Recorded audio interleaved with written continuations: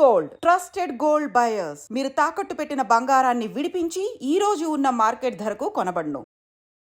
నమస్కారం, welcome to I dream. ధర్మ మార్గం విత్ విజిత కార్యక్రమానికి స్వాగతం. ప్రస్తుతం మనతో పాటు ఉన్నారు ప్రముఖ ఆధ్యాత్మికవేత్త సుభాష్ శర్మ గారు.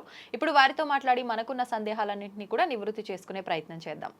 నమస్కారం గురుగారు. శ్రీమాత్రే నమః. గురుగారు, 2024 అయిపోయింది, ఇంకా 2025లో అడుగు పెట్టబోతున్నాం. మనందరం కూడా ఉగాది పంచాంగాన్ని బట్టి సంవత్సరం మారింది అనుకుంటాం తప్ప ఎక్కువగా పాటించడము నెంబర్ మారగానే పాటించే వాళ్ళే చాలా మంది ఉంటారు. 25 రాగానే ఎలా ఉండబోతుంది ఇదే ఆలోచన. అయితే నేను కొన్ని వీడియోస్లో విన్నాను, 2024లో ఏదైతే పంచగ్రహ కూటమి అని చెప్పి వచ్చిందో అలాగే 2025లో కూడా షష్టగ్రహ కూటమి అని చెప్పి రాబోతోంది అని చెప్పి, దాని పరిణామాలు ఎలా ఉండబోతున్నాయి, అంటే అంత రాబోయే కాలం అంతా మంచిగా ఉండబోతుందా, దానివల్ల ఏదైనా ఇబ్బందులు తలెత్తే అవకాశం ఉందా, దాని గురించి తెలియజేయండి. తప్పకుండా తెలియజేస్తానమ్మా. ముందుగా ప్రేక్షకులందరికీ శ్రీమాత్రే నమః, శ్రీ గురుభ్యో నమః. జ్ఞానినాంనపి చేతాంసి దేవి భగవతి హిసా బలాయ కృష్ణమోహాయ మహామాయ ప్రయశ్చతి. రాబోయేటటువంటి సంవత్సరం విశ్వవసు నామ సంవత్సరం. అయితే ఈ యొక్క సంవత్సరంలో అమావాస్య రోజున షష్టగ్రహ కూటమి ఏర్పడబోతుంది. షష్టగ్రహ కూటమి ఏర్పడుతుంది కాబట్టి ఈ విశ్వవసు నామ సంవత్సరంలో అనేక రకాలైనటువంటి ఘోర విపత్తులు జరిగేటటువంటి అవకాశాలు ఏర్పడుతున్నాయి. బికాజ్ ఎందుకు అని అంటే కనుక, ఏ రోజైతే గ్రహాల యొక్క కలయిక అనేటటువంటిది ఏర్పడుతుందో అప్పుడు గ్రహ ఆధిపత్యాలు అనేటటువంటి పోరు చెందుతాయి. పోరు అంటే యుద్ధ ప్రాతిపద్యాన్ని చెందుతూ ఉంటాయి. తద్వారా ఏమవుతుంది అని అంటే గనక, తద్వారా గ్రహాల యొక్క ప్రభావం అనే ఖగోళంలో జరిగేటటువంటి ప్రభావం అంతా కూడా భూమి మీద పడుతుంది. భూమి మీద పడేటటువంటి ప్రభావం అంతా కూడా వాతావరణం మీద పడుతుంది. వాతావరణం మీద పడేటటువంటి ప్రభావం అంతా కూడా మనుషుల మీద ప్రభావితం చూపిస్తుంది. కార్యకారణ సంబంధం లేకుండా సృష్టిలో ఏదీ కూడా కాదు. అలాగే ఖగోళంలో జరిగేటటువంటి విపత్తులన్నీ కూడా దేనికి కారకాలు అవుతాయి అంటే భూమి మీద జరిగేటటువంటి విపత్తులకు కారకాలు అవుతాయి. తద్వారా కూడా మనకు ఈ యొక్క షష్టగ్రహ కూటమి అనేటటువంటిది కూడా 6 గ్రహాల యొక్క, మనకు ఉన్నటువంటివి 9 గ్రహాలు, అందులో 2 ఛాయాగ్రహాలు, అందులో మిగతా 7 గ్రహాలలో 6 గ్రహాలు ఒకే స్థానంలో అంటే మీన రాశిలో సంచరించడం కారణం చేత రాబోయేటటువంటి ఈ 2025 సంవత్సరం అనేటటువంటిది అనేక ప్రమాదాలకు దారితీస్తుంది. అంటే ప్రమాదాలంటే రాజకీయాలలో విపత్తులు చెలరేగుతూ ఉంటాయి, అలాగే సినిమా ఇండస్ట్రీలో విపత్తులు చెలరేగుతాయి, అలాగే మనుషుల మధ్య క్రోధము, ఆవేశము ఇవన్నీ కూడా పెరిగిపోతాయి. డబ్బు కోసం ఎలాంటి పనికైనా చేయడానికి వెనకాడనటువంటి మనుషులు పెరిగిపోయేటటువంటి తత్వాలు ఏర్పడతాయి. అలాగే స్త్రీ పురుష తారతమ్య భేదాలన్నీ కూడా మర్చిపోయేటటువంటి విపత్తులు ఏర్పడతాయి. దైవభక్తి పూర్తిగా తగ్గిపోయేటటువంటి పరిణామాలు ఏర్పడతాయి. తద్వారా ఏమవుతుంది, లోకంలో చూడకూడనటువంటి సంఘటనలు, జరగకూడనటువంటి విపత్తులు, రోడ్డు ప్రమాదాలు, అగ్ని ప్రమాదాలు, జల ప్రమాదాలు ఇవి ఎక్కువగా జరిగేటటువంటి అవకాశాలు ఇప్పుడు 2025లో రాబోతున్నాయి. ముఖ్యంగా రాష్ట్ర రాజకీయ భవిష్యత్తులో అనేక పెను మార్పులు సంచరించేటటువంటి అవకాశం ఏర్పడుతూ ఉంటుంది. ప్రజలలో వ్యతిరేకత తీవ్రంగా ఏర్పడుతూ ఉంటుంది. రాస్తారోకులు, బందులు, ఇలాంటివి అలజడులు, ఇలాంటివి అనేక రకాలైనటువంటి ప్రమాదాలు 2025 సంవత్సరంలో జరిగేటటువంటి విపత్తులు ఈ షష్టగ్రహ కూటమి వల్ల ఏర్పడతాయి. అయ్యో, ఈ షష్టగ్రహ కూటమి వల్ల ఇవెందుకు ఏర్పడతాయి అంటే, గ్రహాల యొక్క ప్రభావం అనేటటువంటిది ప్రతి ఒక్క జీవరాశి మీద ఏర్పడుతూ ఉంటుంది. మనకు గ్రహాల యొక్క ప్రభావం 6 గ్రహాలు ఏవి? సూర్యగ్రహము, శుక్రగ్రహము, రాహుగ్రహము, చంద్రగ్రహము, అలాగే శనిగ్రహము, బుధగ్రహము. ఈ 6 గ్రహాలు కూడా మీనరాశిలో వ్యయస్థానంలో సంచరిస్తున్నాయి. వ్యయస్థానంలో సంచరించడం వల్ల, అలాగే శని కూడా మార్పు చెందడం వల్ల, శని దేనికి కారకుడు? యుద్ధకారకుడు.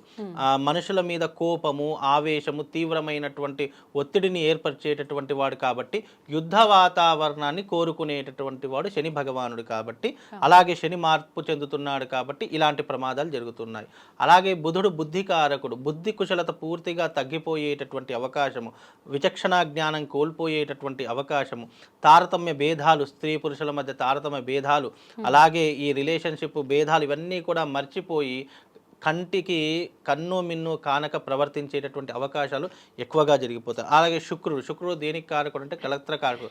భార్యాభర్తల మధ్య వైరం పెరిగేటటువంటి అవకాశాలు 2025లో, విడాకుల సంఖ్యలు పెరిగేటటువంటి అవకాశము, ఇలాంటివి ఎక్కువగా జరిగేటటువంటి అవకాశము 2025 సంవత్సరంలో జరుగుతుంది. అలాగే రాహు దేనికి కారకుడు అంటే ఎక్కడనైతే చెడు ఎక్కువగా ఉంటుందో అక్కడ రాహు ఎక్కువగా ఉంటాడు. రాహు ఎక్కడ ఎక్కువగా ఉంటాడు? మద్యము లాంటి షాపులలో, అంటే మద్యం ఎక్కువగా ఎక్కడైతే అమ్ముతున్నారో అలాంటి ప్రదేశాల్లో ఎక్కువగా ఉంటాడు. మత్తు పదార్థాలలో ఎక్కువగా ఉంటాడు. అలాగే ఎక్కడ గొడవలు అధికంగా జరుగుతున్నాయో అక్కడ రాహు అనేటటువంటి ప్రభావం ఎక్కువగా ఉంటుంది. అంటే ఈ మధ్య 2025లో ఈ యొక్క తాగేటటువంటి వారి సంఖ్య విపరీతంగా పెరిగిపోతూ ఉంటుంది. గొడవలు విపరీతంగా జరుగుతాయి. అంటే మత్తు పదార్థాల యొక్క సంఖ్య విపరీతంగా పెరిగిపోతుంది. రాబోయేటటువంటి 2025 సంవత్సరంలో మత్తు పదార్థాలు, మత్తు పానీయాలు, అలాగే ఈ మత్తుకు సంబంధించి అనేక రకాలైనటువంటి పదార్థాలు ఉంటాయి. అవన్నీ కూడా విస్తృతంగా అమ్ముడుపోయేటటువంటి అవకాశాలు 2025 సంవత్సరంలో ఏర్పడిపోతుంది. కనుక దాని గురించి పోలీసులు అప్రమత్తంగా ఉండేసి కఠిన చర్యలు తీసుకుంటే కొంతవరకు తగ్గేటటువంటి అవకాశం ఏర్పడుతూ ఉంటుంది. అలాగే చంద్రుడు మనస్సుకి కారకుడు. ప్రేమ వివాహాలు విపరీతంగా జరుగుతాయి. పెద్దల్ని పట్టించుకోరు. వాళ్లకు ఏది నచ్చిందంటే యువత ఉంటుంది కదా, ఆ యువతకు ఏది నచ్చితే అదే చేస్తూ ఉంటారు తప్ప పెద్దలు చెప్పినటువంటి మాటలు కానివ్వండి, అలాగే పెద్దవాళ్ళ యొక్క సలహాలు కానీ ఏమీ పాటించారు. అంటే మధ్యబుద్ధి, అన్ని ఫెయిల్యూర్, అవన్నీ కూడా చెడుకి అంటే నాశనానికి దారి తీసేటటువంటి సంఘటనలే జరుగుతాయి. అంటే ఇప్పుడు ఈ యూత్ అంతా ఎలా ఉంది, పిల్లల యొక్క వ్యవహారం ఎలా ఉందంటే అప్పటికప్పుడు నాకు ఏం కావాలి అది జరిగితే చాలు అనుకునేటట్టు ధోరణి ఉంటారు. తరువాత పరిణామాలు అనేటటువంటి ఎవరి చేతిలో ఉండవు. తొందరపాటు నిర్ణయాలే అని చెప్పుకోవచ్చు. అలాగే బుధుడు గురించి తెలుసుకున్నాం, శని యొక్క ప్రవర్తన తెలుసుకున్నాం, రాహు యొక్క, అంటే వాళ్ళ యొక్క ప్రవర్తన తీరు మనుషుల మీద ఈ రకంగా ఏర్పడేటటువంటి అవకాశాలు ఏర్పడుతుంది. అంటే రాష్ట్ర రాజకీయాలలో మార్పు వస్తుంది, సినిమా రంగంలో అయితే మరీ ఘోరంగా మార్పు వచ్చేటటువంటి అవకాశాలు ఉంటాయి. అలాగే సెలబ్రిటీల మధ్య వైరం ఏర్పడేటటువంటి అవకాశాలు ఉంటాయి. ఒకరినొకరు దూషించుకునేటటువంటివి, ఒకరినొకరు విమర్శించుకునేటటువంటి తత్వాలు అనేక రకంగా ఏర్పడేటటువంటి లక్షణాలు 2025 సంవత్సరంలో ఈ షష్టగ్రహ కూటమి ఏర్పడుతున్నటువంటి సందర్భాల్లో ఇవన్నీ కూడా జరుగుతాయి. అలాగే రాష్ట్ర రాజకీయ మెయిన్గా ఏంటంటే శని ఎప్పుడైతే మార్పు చెందుతాడో అప్పుడు రాష్ట్ర రాజకీయ భవిష్యత్తులో అనేక మార్పులు వస్తాయి. తద్వారా శని కూడా మార్పు చెందుతున్నాడు కాబట్టి ఇలాంటి పరిణామాలు జరుగుతూ ఉంటాయి. యువత మీద ఎక్కువగా ప్రభావం చూపిస్తూ ఉంటుంది. స్త్రీ పురుషులందరూ కూడా నానా రకాలైనటువంటి చెడు ప్రయత్నాలు చేస్తూ ఉంటారు. చెడ్డ మార్గంలో వెళ్ళడానికే ప్రయత్నం చేస్తుంటారు తప్ప సన్మార్గంలో వెళ్ళడానికి అనేటటువంటిది ప్రవర్తన చెయ్యరు. అలాగే దైవభక్తి పూర్తిగా తగ్గిపోయేటటువంటి అవకాశం ఏర్పడి అనేక రకాలైనటువంటి ఈ 2025 మొత్తం పూర్తిగా చిన్న భిన్నం అవుతుంది. క్లమ్జీగా ఉంటుంది. ఒక క్లియర్ కట్గా అనేటటువంటిది అయితే ఉండదు. అనేక రకాలుగా ఎప్పుడు చెడు జరుగుతుందో, ఎప్పుడు మంచి జరుగుతుందా అనేటటువంటి ఊహించేటటువంటి విధానాలు కూడా చాలా గడ్డు కాలంగా మారిపోయి 2025 సంవత్సరం కొద్దిగా అందరూ కూడా జాగ్రత్తగా ఉండే ప్రయత్నం చేసుకోవాలి. ఎన్ని కష్టాలు వచ్చినా, ఎన్ని ఇబ్బందులు వచ్చినా దైవారాధన మర్చిపోకుండా వీలైనంత వరకు ప్రతి ఒక్కరి ఇంట దైవారాధన జరిగి అందరూ కూడా దైవాన్ని ప్రార్థన చేసుకుంటే కనుక కొన్ని రకాలైనటువంటి విపత్తులను తట్టుకునేటటువంటి అవకాశం, లేదా వచ్చినా కూడా దాన్ని అధిగమించేటటువంటి శక్తి సామర్థ్యాలు ఇచ్చేటటువంటి వాడు కేవలం భగవంతుడే. కాబట్టి భగవత్ ఆరాధనలో కొంతవరకు నిమగ్నమై ఉంటే మనకు రాబోయే విపత్తులు ఆగిపోయేటటువంటి అవకాశాలు ఏర్పడుతుందమ్మా. ఇప్పుడు చూసుకుంటే ఆల్రెడీ మనం కష్టకాలంలోనే ఉన్నాం. 2024 అంతా కూడా క్రోధినామా అనగానే పేరులోనే ఉంది కోపం అని చెప్పి అనుకున్నాము. అంటే దీనికి మించిన మార్పులు, దీనికి మించిన ఇబ్బందులు రాబోతున్నాయా? ఇదే విధంగా ఉండబోతుందా అంటే ఏం చెప్పొచ్చు? ఇప్పుడు ఈ సంవత్సరం రాజు మనకు రవి అవుతున్నాడు. రవి రాజు అవుతున్నటువంటి కారణం చేత ఏమవుతుంది అని అంటే గనక గ్రహాలకు అధిపతి రాజు ఎవరు? సూర్యగ్రహమే. ఆ సూర్యుడి యొక్క కారణం చేత కూడా కొన్ని రకాలైనటువంటి కోపావేశాలు, ఉద్రిక్తతలు పెరిగేటటువంటి అవకాశాలు, మంచి మానవత్వం అంతా పూర్తిగా మర్చిపోయేటటువంటి అవకాశాలు, స్వార్థం కోసం బ్రతకడమే తప్ప ఎదుటి వారిని సహాయపడదాము, ఎదుటి వారిని మనం ఏదైనా ఒక రకంగా ఆదుకుందాము అనే విచక్షణ ఇప్పటింతే కాస్త కూస్తూ ఉంది. 2025లో అది కూడా పూర్తిగా మాయమైపోయేటటువంటి అవకాశాలు ఎక్కువగా ఏర్పడతాయి. అంటే తన బ్రతుకు తాను మాత్రమే చూసుకునేటటువంటి పరిస్థితులు ఏర్పడతాయి.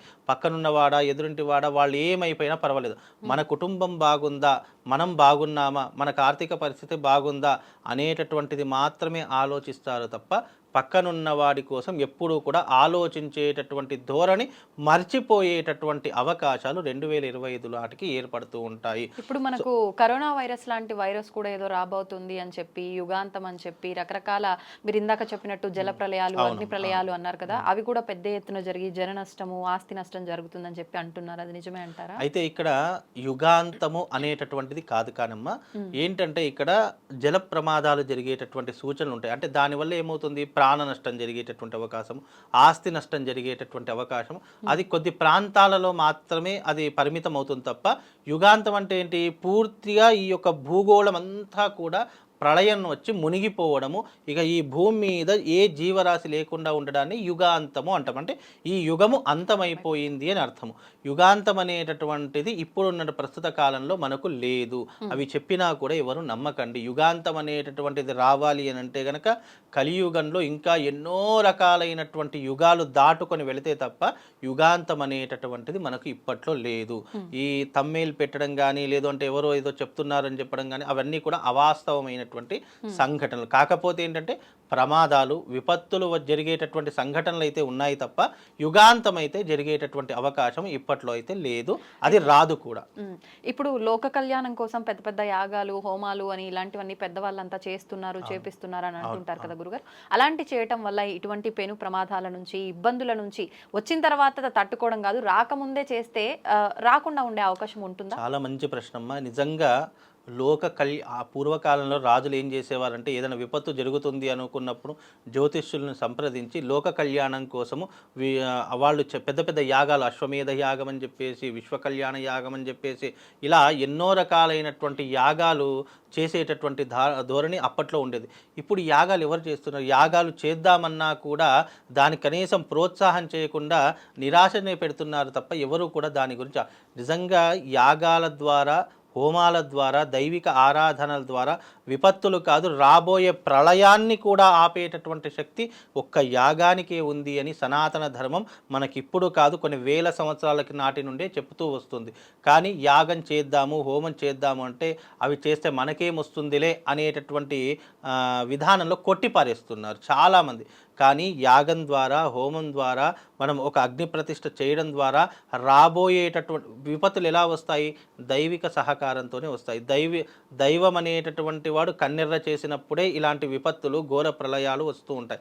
అలాంటి దైవాన్ని మనం నిరంతరం ఆరాధన చేసుకుంటూ వస్తే ఆయన సంతోషించి రాబోయే ప్రళయాన్ని ఆయనే ఆపేటటువంటి శక్తి సామర్థ్యాలు మానవ విశ్వ కళ్యాణానికి జరుగుతాయి. కాబట్టి ఎప్పుడైనా సరే మనకు విపత్తులు జరుగుతున్నాయి అని అన్నప్పుడు మనం తప్పకుండా, అప్పట్లో రాజులు ఉండేవాళ్ళు, ఇప్పుడు రాజులు ఎవరు ఉన్నారు? ఈ మంత్రులు, ముఖ్యమంత్రులు, రాష్ట్రపతులు, ఉపరాష్ట్రపతులు వీళ్ళే ఉన్నారు. కాబట్టి వాళ్ళ ఆధ్వర్యంలో విశ్వ కళ్యాణం కోసం యాగం జరిగితే గనక రాబోయే ప్రమాదాలు ఆపవచ్చు. రాబోయేటటువంటి విపత్తులు మనం ఆపడం కాదు, ఈ నేచరే ఆపేస్తూ ఉంటుంది. కాబట్టి నేచర్ని నువ్వు ఎప్పుడైతే సపోర్ట్ చేయడం ప్రారంభం చేస్తావో, ఎప్పుడైతే ఒక యాగం ద్వారా మేఘం, ఆ పొగంతా కూడా మేఘంలో వెళ్ళిపోయి మేఘం కురిసి మనకు వాన చినుకుల్లా పడుతూ ఉంటాయి. అంటే అప్పట్లో ఏంటి అంటే ఈ యాగం చేయడం ద్వారా వరుణ యాగం చేసేవారు. ఎందుకు? అదంతా కూడా వాతావరణంలో కానీ, ప్రకృతిలో కానీ అనేకమై మనకు వర్షపాతాన్ని కురిపించేటటువంటివి. అలాగే యాగం చేయడం ద్వారా మనకు రాబోయే విపత్తులు 100% ఆగిపోతాయి. కాబట్టి ఇవి చేసేటటువంటి వారు ముందుకు వచ్చేసి విశ్వ కళ్యాణం కోసం ఇలాంటివి చేయడం ద్వారా నిజంగా జలప్రళయాలు కానివ్వండి, ఇలాంటి గ్రహకూటములు ఏర్పడినప్పుడు మనకు రాబోయే విపత్తులు ఆగిపోయేటటువంటి అవకాశం ఉంటుంది.